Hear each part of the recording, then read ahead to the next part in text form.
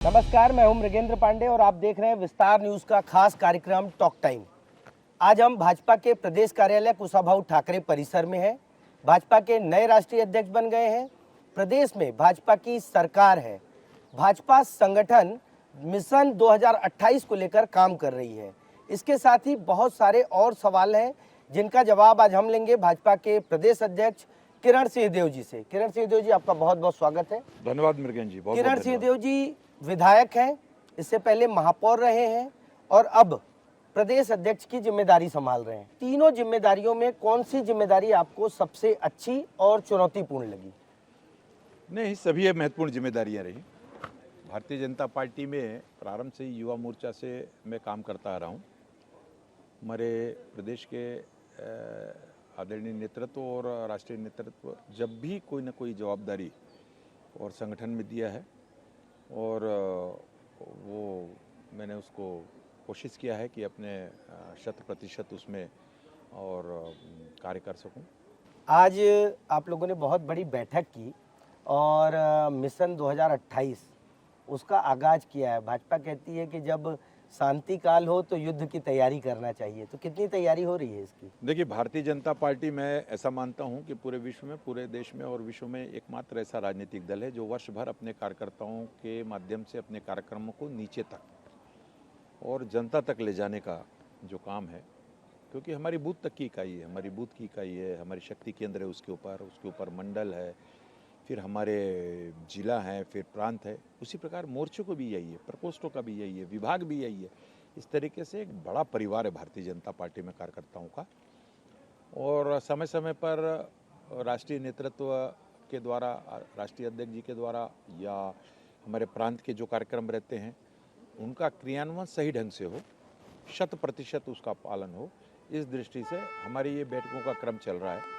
और जब हम सरकार में हैं, केंद्र में भी और राज्य में भी, तो आदरणीय प्रधानमंत्री जी की जो कल्याणकारी योजनाएं और साथ साथ आदरणीय मुख्यमंत्री विष्णुदेव साई जी की जो लोक कल्याणकारी, जन कल्याणकारी योजना है, वो अच्छे से क्रियान्वित हो जाए। कार्यकर्ता के नाते संवाहक के रूप में भी उसमें अपनी भूमिका का निर्वहन करना है। पार्टी के कार्यक्रम तो हमारे वर्ष भर चलते हैं, 1 जनवरी से 31 दिसंबर तक। पार्टी तो 24/7 काम कर रही है। 24/7 है और यही कारण है कि आज भारतीय जनता पार्टी देश की नहीं, विश्व की नंबर 1 राजनीतिक दल है। यूं ही नहीं होता और वर्ष भर सभी कार्यकर्ता अपनी अपनी जिम्मेदारियों का निर्वहन करते हुए पार्टी के कार्यक्रम को आगे बढ़ाते हैं। मतलब आप लोगों ने रोड मैप बना दिया कि किस तरीके से जो नए लोग आए हैं वो काम करेंगे और किस तरीके से वो अपनी जिम्मेदारी को पूरा नहीं, ये करेंगे। तो देखिए, भारतीय जनता पार्टी जब पूरा देश इस बात को कहता है कि कार्यकर्ता निर्माण की फैक्ट्री है, तो कार्यकर्ताओं का सृजन होते रहता है, सबको उनके प्लेटफॉर्म पे लाना और आगे की योजना के साथ तैयार करना, उनकी कार्यकुशलता, उनकी दक्षता, उनके बोलने का, उनकी बैठक लेने का, उनके प्रवास का, सारा कुछ तैयारी करके और नवीन कार्यकर्ता को भारतीय जनता पार्टी के रीति नीति, सिद्धांत, अनुशासन हमारे क्या है, तो इस सब बातों से परिचय कराना ये हमारे सतत चलने वाली प्रक्रिया है। अभी बहुत बड़ा परिवर्तन राष्ट्रीय स्तर पे हुआ। नितिन नवीन जी को जो सिर्फ 45 साल के हैं उनको राष्ट्रीय अध्यक्ष बना दिया गया, छत्तीसगढ़ के प्रभारी भी रहे हैं। क्या उम्मीद है आप लोगों को नितिन नवीन जी से, और इस जनरेशन शिफ्ट को आप किस तरीके से? नहीं, हम लोगों का तो ये सौभाग्य मिला है कि आप प्रभारी के रूप में छत्तीसगढ़ में लगातार 3 वर्षों से हम लोग उनके साथ काम करने का अवसर मिला है। बहुत कुशल नेतृत्व करता है, अच्छे वक्ता हैं, बहुत प्रवासी हैं, मृदुभाषी हैं और देखिए, ये भारतीय जनता पार्टी में ही होता है। और उनको राष्ट्रीय अध्यक्ष का दायित्व जैसे ही प्राप्त हुआ, एक संदेश, एक संकेत है कि भारतीय जनता पार्टी में जैसे हम प्रधानमंत्री जी के लिए बोलते हैं, एक नीचे से लेकर ऊपर तक आप देख लीजिए, सब बोलते हैं कि चाय की दुकान से आज देश को संभाल रहे हैं और लगातार देश को विकास की ओर ले जा रहे हैं, विकसित भारत को परिवर्तित कर रहे हैं पूरे देश को। आदरणीय नितिन नवीन जी भी स्वभावगत रूप से बहुत स्नेही हैं, कार्यकर्ताओं की बात सुनते हैं, कार्यकर्ताओं से मिलते हैं, आप फ़ोन करिए उनका जवाब आता है। तो इस तरीके से एक सक्षम नेतृत्व हमारे सभी वरिष्ठों ने मिलकर हमारे भारतीय जनता पार्टी को इस देश में राष्ट्रीय अध्यक्ष के रूप में नितिन नवीन जी को तो नितिन नवीन जी के पास कितने लोगों को अब इस बार मिलेगी जिम्मेदारी छत्तीसगढ़ से? क्योंकि भाई छत्तीसगढ़ अब कमजोर स्टेट नहीं है, यहाँ के प्रभारी राष्ट्रीय अध्यक्ष बने। नहीं, ये इसका दृष्टिकोण थोड़ा सा दूसरा रहता है। हमारे यहाँ सब कुछ, कौन कार्यकर्ता कहाँ जाएगा, कौन चुनाव लड़ेगा, कौन संगठन में काम करेगा, कौन जिले में, कौन प्रांत में, कौन केंद्र में, ये तय करने के लिए वरिष्ठ नेताओं की टीम है। सब मिलजुल कर, भारतीय जनता पार्टी में आंतरिक लोकतंत्र बहुत मजबूत है और सब मिलके ही ये दिशा तय करते हैं कि किसको कहाँ रखना है, कौन चुनाव में बने, कौन विधायक बनेगा, कौन सांसद बनेगा, कोई पदाधिकारी बनेगा। इसकी एक पूरी प्रक्रिया होती है। आप बस्तर से आते हैं और बस्तर चाहे केंद्र की सरकार हो या राज्य की सरकार बहुत फोकस में है और बस्तर में नक्सलवाद जिस तरीके से ख़त्म हो रहा है और बताया जा रहा है कि वैचारिक लड़ाई अब शुरू होने वाली है। अभी जगदलपुर में ही हिडमा के समर्थन में गाने बज गए। इस तरह की चुनौतियों से आप लोग किस तरीके से निपटेंगे, वैचारिक लड़ाई को किस तरीके से जीतेंगे, क्योंकि सशस्त्र नक्सलवाद तो मार्च तक खत्म होने की बात है और बहुत बड़े पैमाने पर हो भी गया है।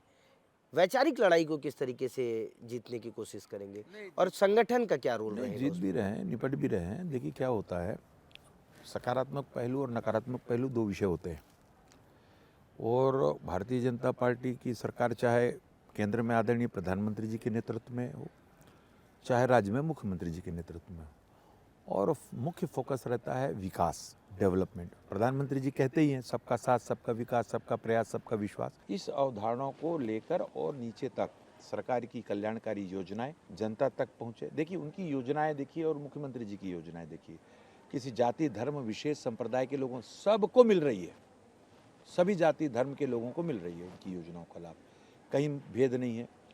अब जब पूरा बस्तर, समूचा बस्तर शांति की ओर बहुत तेजी से बढ़ रहा है और मार्च लास्ट तक तो हो ही जाएगा, तब उन क्षेत्रों में देखिए विकास, मुख्यमंत्री जी का जो नियत निलनार योजना है, मैं हमेशा इस बात को कहता हूँ, सरकार की 24 ऐसी कल्याणकारी योजना है केंद्र और राज्य सरकार की, जिनका वहाँ पे काम चालू हो गया है। जो जगह मुक्त हुए हैं, जो गांव मुक्त हुए हैं, जिन्होंने दुनिया देखी नहीं, जो अभी तक उस बंधन में बंधे रहे, वहाँ विकास छू तक नहीं गया, ऐसे गाँव में इंफ्रास्ट्रक्चर का डेवलपमेंट हो रहा है, रोड बन रहे हैं, सड़कें बन रही हैं, वहाँ प्राथमिक शालाएं बन रही हैं, पीएससी बन रहा है, स्वास्थ्य की दृष्टि से मिनी पीएससी, सीएससी इसका निर्माण हो रहा है, टावर लग रहे हैं, विद्युत की व्यवस्था हो रही है। कुल मिलाकर राशन दुकान का खुला हो, वहाँ के जो महिलाएं हैं, जो महत्वपूर्ण योजना है मैतारी वंदन, उसकी सूची बननी चालू हो गई, वहाँ के लोगों को उसकी सूची।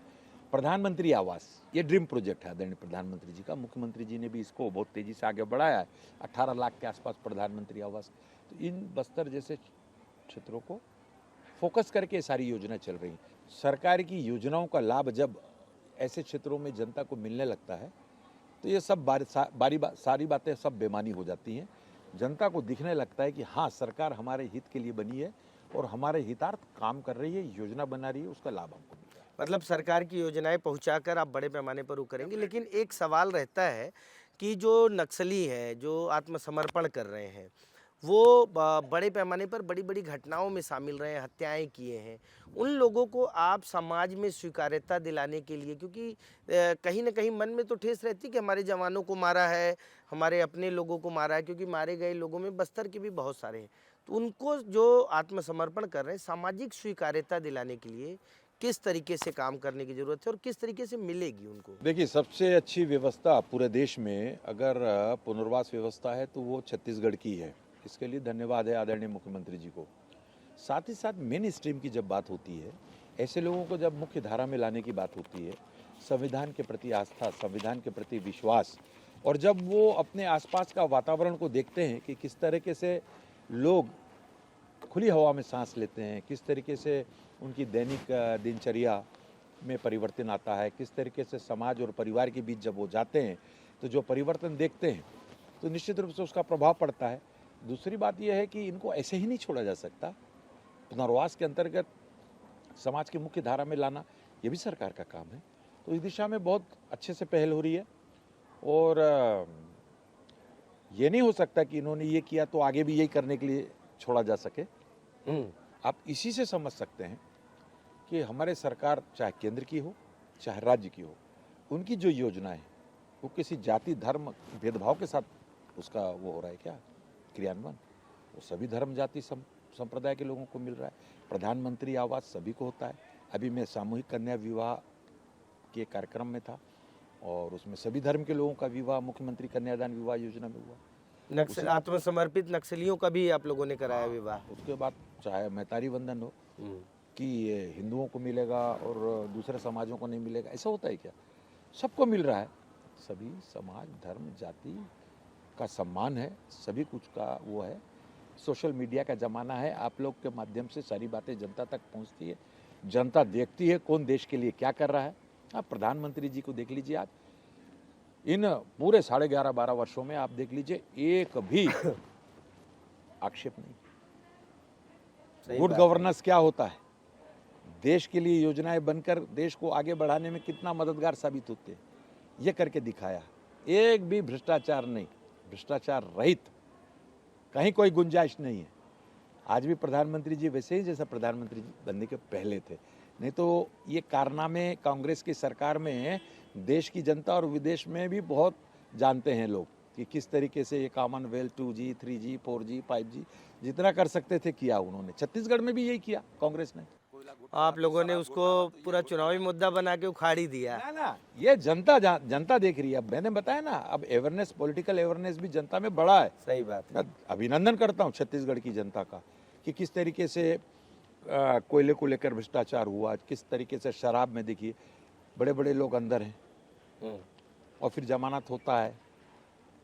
तो कुल मिला कोयला और शराब पे आऊँगा, उससे पहले अभी पूर्व मुख्यमंत्री भूपेश बघेल जी का एक पॉडकास्ट वायरल हुआ कपिल सिब्बल जी के साथ। उसमें वो कह रहे हैं कि जब जब हम लोग मैं प्रधानमंत्री जी से मिलने जाता था तो पूछते थे क्या चल रहा है और उसके अगले दिन छापा पड़ जाता।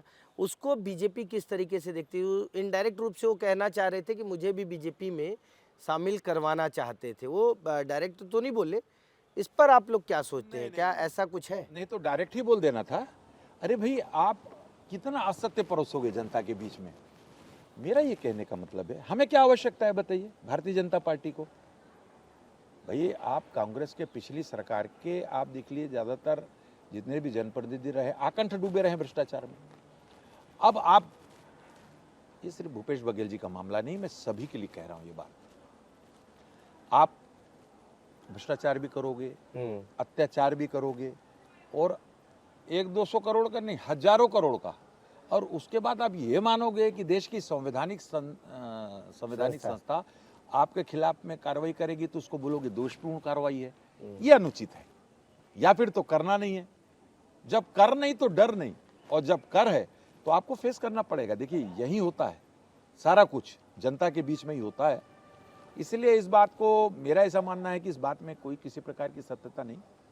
एक सिरे से मैं इस बात को बोलता हूं, मैंने कल भी इस बात को बोला था, भारतीय जनता पार्टी आज देश की नहीं, विश्व के सबसे बड़ा दल है। आज भारतीय जनता पार्टी के कार्यकर्ता के नाते मुझे इस बात का गर्व है कि पूरे विश्व के सर्वाधिक लोकप्रिय नेता हमारे प्रधानमंत्री नरेंद्र मोदी जी है। हमें कोई आवश्यकता नहीं है, लेकिन सिर्फ डायरेक्शन को चेंज करने के लिए कि लोगों के मन में ये चले जाए। तो मतलब वो कहना चाह रहे थे मैं भी आता तो वॉशिंग मशीन में धुल जाता और लोगों के बीच जो थोड़ा धारणा उनके प्रति अच्छी बन जाती, ऐसा कुछ नहीं। तो भारतीय जनता पार्टी के प्रति, भारतीय जनता पार्टी के हमारे जनप्रतिनिधियों के प्रति, कार्यकर्ताओं के प्रति जनता के मन में एक अच्छा प्रभाव है। मैं बिल्कुल निसंकोच इस बात को बोलता हूँ। हमारे यहाँ थोड़ा बहुत भी कहीं पता चलता है, कुछ चलता है, तो यह संगठन ऐसा, ये पार्टी ऐसी है कि तुरंत इस पर निर्णय ले लेती है। आप सुकमा राज परिवार से आते हैं और सुकमा इस समय बहुत चर्चा में है, दो कारणों से। एक तो आप अध्यक्ष हैं पार्टी के, बहुत बड़े कार्यकर्ताओं के साथ बहुत भारी। दूसरा कवासी लखमा जी, वो भी देश भर में चर्चा के विषय हैं। अब कवासी लखमा बाहर आ गए और आते उन्होंने बीजेपी के बहुत सारे नेताओं को थैंक यू बोला है। चर्चा ये निकली कि क्या कवासी लखमा बीजेपी में जा सकते हैं? चुनौती कितना देखते हैं कवासी लखमा को, और क्या वो बीजेपी में आए तो आप लोग शामिल कराएंगे? नहीं, ऐसी किसी भी प्रकार की उससे मैं इनकार करता हूँ। कोई गुंजाइश नहीं इस प्रकार का। उन्होंने क्यों बोला होगा, क्या बोला होगा, उनके बोलने का आशय क्या होगा, मैं इस पर टिप्पणी नहीं करता हूँ। और दूसरी चीज़ ये है कि मतलब मुझे लगता है 1 साल तक वे रहे कारावास में। 1 साल फिर जमानत हुई, जमानत कंडीशनल, पासपोर्ट का रखा जाना, प्रांत से बाहर रहना, और सभी कंडीशनों के साथ हुआ है। इस परिप्रेक्ष्य में कुछ उन्होंने बोला होगा। और मुझे बहुत बड़ी आवश्यकता नहीं लगती कि उनके किसी बात का विषय का खंडन बनाना, विषय विस्तार से रखना। लेकिन ये जरूर है कि ऐसा कोई भी विषय, मुझे नहीं लगता कि ऐसा किसी विषय पर उनको कोई बात कहनी होगी। वो अपनी बात भी किए होंगे उन्होंने, कभी इस विषय पर धन्यवाद देना या क्या करना, तो अब वो एक अलग विषय है। उस पर किस कारण से कहा है उन्होंने, क्योंकि देखिए मैं इस बात को जोड़ के कहना चाहूँगा। इसमें कांग्रेस के विषय में मैंने हमेशा इस बात को कहा है। आप देख लीजिए, कांग्रेस संवैधानिक संस्थाओं पर विश्वास नहीं करती, चुनाव आयोग पर विश्वास नहीं जी, माननीय सुप्रीम कोर्ट, माननीय उच्च न्यायालय या न्यायालय पद्धति पर विश्वास नहीं। उनको ये लगता है कि जो हम सोच रहे हैं वही सही है। कभी भी कोई किसी प्रकार की चाहे कार्रवाई होती है किसी संवैधानिक संस्था की तरफ, तो आरोप लगा देते हैं, अपने समय उसका स्वागत करते हैं, दूसरी सरकार आती है तो उसका विरोध करते हैं। कुल मिला के बहुत स्टेबिलिटी वाला मामला बातचीत के जरिए मुझे नहीं लगता। समय देख के, परिस्थिति देख के कुछ कह देना, अब ये नीति हो गई। अब थोड़ा संगठन पे आ जाता हूँ, क्योंकि बस्तर पे बहुत सवाल हो गया। अभी बोलेंगे बस्तर का ही नेता बना देगा ये संगठन। जो प्रदेश संगठन आपका चल रहा है, उसके और सरकार के बीच तालमेल को लेकर कितना तालमेल है, और क्या कभी संगठन के लोग सरकार के मंत्रियों की आपसे शिकायत करते हैं, कुछ करते हैं कि हमारा काम नहीं हो रहा है, उनके लिए आप किस तरीके से समाधान ढूंढते हैं? देखिए 100%, अगर इससे ज़्यादा का परसेंट हो तो आप उसको भी जोड़ लीजिए, कहीं कोई दिक्कत नहीं है। सरकार आदरणीय मुख्यमंत्री विष्णुदेव साय जी के नेतृत्व में बहुत अच्छे से काम कर रही है, और बड़े समन्वय के साथ, और समय समय पे हम सब बैठते भी हैं, संगठनात्मक कार्य। आज मुख्यमंत्री जी आए थे, देखिए जी, आधा घंटा से ज़्यादा उनका मार्गदर्शन भी मिला कार्यकर्ताओं को। क्यों? क्योंकि आदरणीय विष्णुदेव साय जी भी 3 टर्म के प्रदेश अध्यक्ष रह चुके हैं। जी, सरकार में कौन है? संगठन के ही लोग हैं, कहीं कोई किसी प्रकार का वो नहीं है। ये बात जरूर है, कभी कोई विषय आता है तो जब मुख्यमंत्री जी को आवश्यकता होती है तब वो विषय रख देते हैं, जब हमको आवश्यकता रहती है हम विषय रख देते हैं। मतलब बेहतर तालमेल है। वैसे आपको तालमेल के लिए जाना जाता है कि नहीं, सबसे देखिए कहीं किसी भी प्रकार का कुछ नहीं। देखिए बड़ी सरलता के साथ आदरणीय मुख्यमंत्री जी भी जब समय आता है किसी बात पर रखना रहता है विचार, तो संगठन से बात करते हैं। जब संगठन को लगता है कि मुख्यमंत्री जी से कोई बात करना है तो हम लोग उसके साथ बैठते हैं। लेकिन बीच में 2-3 मंत्रियों का विवाद आया। गजेंद्र यादव जी का देखिए सांसद बृजमोहन जी के साथ, और जम्बूरी विवाद आया। लक्ष्मी राजवाड़े का भी टेंडर वेंडर दुनियादारी को लेकर विवाद आया। ऐसे ही और भी मंत्रियों के विवाद आ रहे हैं, तो उनको आप लोग किस तरीके से सेटल करते? क्योंकि कार्यकर्ताओं के बीच तो मैसेज गलत जाता होगा ना, इस तरह का विवाद नहीं, आता है तो। देखिए ये क्षेत्र ही वैसा है। मैं आपको स्पष्ट कहूँ, ये क्षेत्र भी ऐसा ही है कि जब थोड़ी बहुत कहीं बात होती है तो वो एक बतंगड़ बन जाता है। पार्टी के अंदर ऐसा कुछ भी नहीं है, और समय समय पे हम सभी से बात भी करते हैं। कभी कोई मंत्री आपसे शिकायत किया कि ब्यूरोक्रेट्स जो है, अधिकारी जो है, बहुत हावी हैं, काम वाम नहीं करने देते, अपने मन से चला देते हैं? नहीं, सक्षम है, मंत्रिमंडल के सभी सम्मानीय मंत्रीगण सक्षम है, और कभी ऐसी स्थिति उत्पन्न नहीं होती है। अपने अपने विभाग को बहुत अच्छे से ओन कर रहे हैं वे, और फिर इसके लिए आदरणीय मुख्यमंत्री जी से जब कोई विषय आता होगा शासकीय विषयों पर, प्रशासकीय विषयों पर, तो आदरणीय मुख्यमंत्री जी से निश्चित रूप से उनके बीच में बात होती होगी, कैबिनेट में भी बात होता होगा। लेकिन मुझे ऐसा लगता है सभी मंत्री गण जो हमारे सामान्य मंत्रीगण हैं वे अपने अपने विभाग को ओन करके चल रहे हैं। कांग्रेस के प्रदेश अध्यक्ष भी वहीं से आते हैं, आप ही के क्षेत्र से, बस्तर से। तो कभी दीपक बैस से बातचीत होती है वैसे आप लोगों की? होती है। हमारा पुराना परिचय है, बस्तर में हम लोग पुराना परिचय है, और अभी भी किसी विवाह उत्सव में, किसी जगह पे, किसी कार्यक्रम में मिलना होता है तो हम लोग अच्छे से मिलते हैं, गर्मजोशी से होती है मुलाकात। ये बताइए, कांग्रेस में आपका कोई गुप्त दोस्त है जो उधर की जानकारी देता हो कि ऐसा होने वाला है? और क्योंकि अब लंबे समय से आप भी राजनीति में हैं। नहीं, ऐसे नहीं होता। देखिए क्या होता है कि इसकी क्या आवश्यकता है? कुछ स्ट्रेटेजी को पता करने के कोई लिए। आवश्यकता है क्या? उसकी कोई आवश्यकता नहीं है। सब कुछ आजकल कुछ चीजें कहीं से भी छिपती नहीं है। किसी को किसी के पीछे लगाना या गुप्त करना, ये हम लोग को होता भी नहीं, हम लोग को आता भी नहीं है, ठीक भी नहीं है ये। हमें चिंता करनी है, मुझे चिंता करनी है हमारे भारतीय जनता पार्टी की, हमारे कार्यक्रमों की, हमारे कार्यकर्ताओं की, कैसे समन्वय बने, एक दूसरे का संपर्क, प्रवास, बैठकें, कार्यक्रम। इधर उधर कांग्रेस क्या कर रही है, क्या नहीं कर रही है, उससे हमको क्या लेना। लास्ट सेशन करते हैं, रैपिड फायर है हमारा, उसमें आपको क्विक जवाब देना होगा, बहुत ज़्यादा सोचना नहीं है, फटाफट जवाब। तो पहला सवाल रहेगा कि आपको छत्तीसगढ़ में सबसे कुशल मुख्यमंत्री कौन लगता है? नहीं, हमारे दोनों ही मुख्यमंत्री हैं, विष्णुदेव साय जी वर्तमान में और डॉक्टर रमन सिंह जी। कांग्रेस का सबसे पसंदीदा नेता? ऐसा कुछ नहीं है, विरोध तो किसी, कोई लड़ाई तो है नहीं किसी से।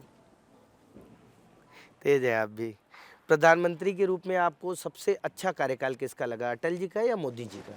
नहीं, अटल जी ने इसकी शुरुआत की है, लेकिन आप देश के सर्वाधिक लोकप्रिय नेता आदरणीय प्रधानमंत्री मोदी जी का देख लीजिए आप, पूरा जीवन लगा दिया उन्होंने और पूरे देश को 2047 तक विकसित भारत में परिवर्तित करने की दृष्टि से किस तरीके से रात दिन मेहनत करते हैं। विदेश नीति देख लीजिए, हमारी रक्षा नीति देख लीजिए, हमारी आर्थिक नीति देख लीजिए। देश आज विकास के किन सोपानों को, किन आयामों पर पहुंचे।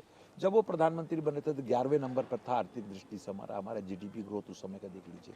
आज पूरे विश्व में मंदी चल रही है, हम 7.2% पर हैं जीडीपी ग्रोथ हमारा।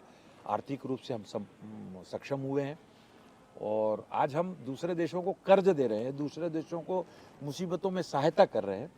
इसकी बुनियाद जो रखने का काम आदरणीय अटल जी ने रखा था। प्रधानमंत्री जी आज 11.5 वर्षों से बिना अनथक एक दिन की भी छुट्टी नहीं लिया है मोदी जी ने, पूरा समय देश को समर्पित। अभी जो बातें आती हैं कि डोनाल्ड ट्रंप के दबाव में पीएम मोदी बहुत सारे फैसले ले रहे हैं, आपको लगता है ऐसा है? डोनाल्ड ट्रंप मोदी जी के दबाव में है। लगा लो 500% का वो टैरिफ और 100% टैरिफ, कोई दिक्कत नहीं। सारे यूरोपियन कंट्री को एक कर दिया और भारत है, हमारा देश है। हमारे नेता में आदरणीय मोदी जी में काबिलियत है।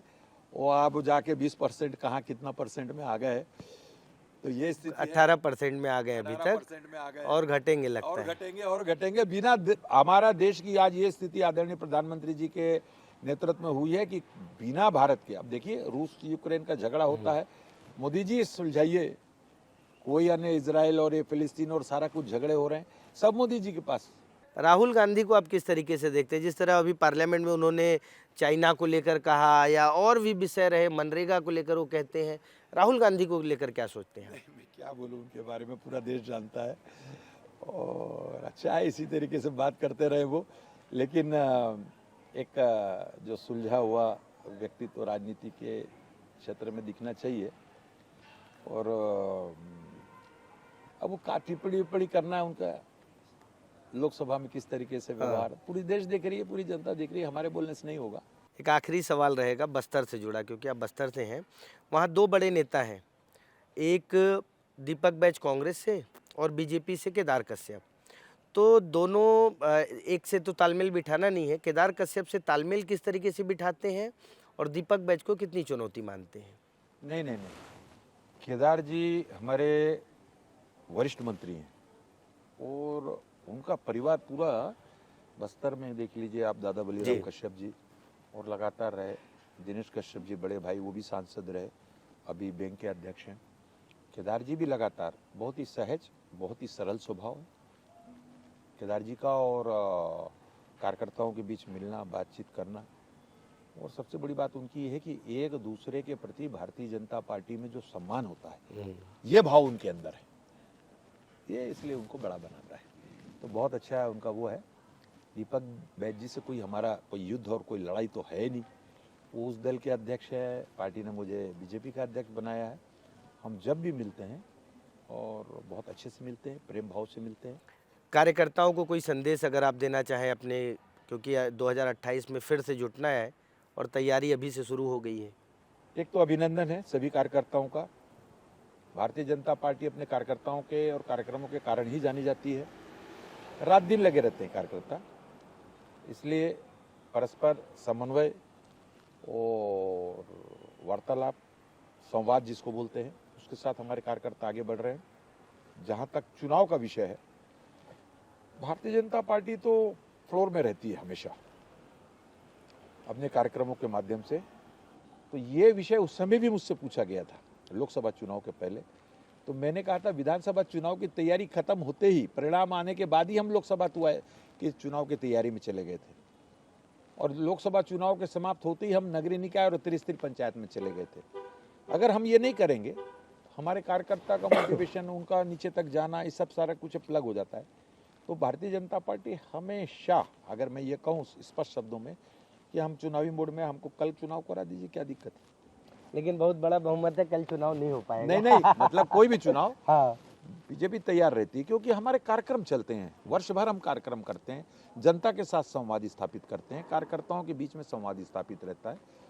तो इस तरीके से मेरा ये कहने का है कि अभी तो 3 साल है चुनाव को, 3 साल बाद विधानसभा के चुनाव होंगे, इस बीच कोई चुनाव भी नहीं है। लेकिन आप देख लीजिए, सरकार में रहते हुए भी भारतीय जनता पार्टी रात दिन काम कर रही है। है।